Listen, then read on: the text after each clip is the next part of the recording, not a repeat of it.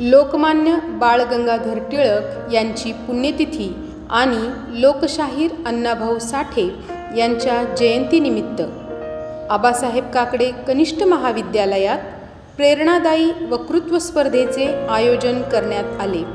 कार्यक्रमाच्या अध्यक्षस्थानी महाविद्यालयाचे उपप्राचार्य श्री अशोक तमनर सर उपस्थित होते, तर प्राध्यापिका वैष्णवी सातपुते यांनी आपल्या मनोगतातून लोकमान्य टिळक आणि लोकशाहीर अण्णाभाऊ साठे यांच्या विचारांचा आजच्या पिढीसाठी असलेला प्रेरणादायी वारसा विद्यार्थ्यांसमोर उलगडून सांगितला। यानंतर विद्यार्थ्यांनी या दोन्ही महापुरुषांच्या जीवनकार्यावर अभ्यासपूर्ण आणि तेजस्वी भाषणे सादर केली। स्वराज्याचा ध्यास, सामाजिक समतेचा संदेश आणि राष्ट्रसेवेची प्रेरणा प्रत्येक स्पर्धकाच्या शब्दातून प्रभावीपणे व्यक्त झाली।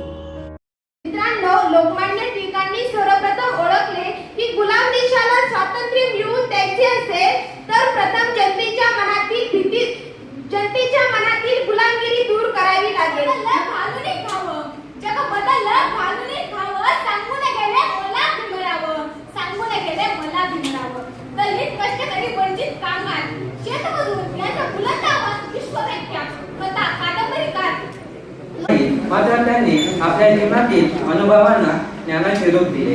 अशा उपक्रमांमधून विद्यार्थ्यांच्या वक्तृत्व कौशल्याला नवी दिशा मिळते, विचारांना नवी उभारी मिळते आणि महापुरुषांचा प्रेरणादायी वारसा नव्या पिढीपर्यंत पोहोचतो।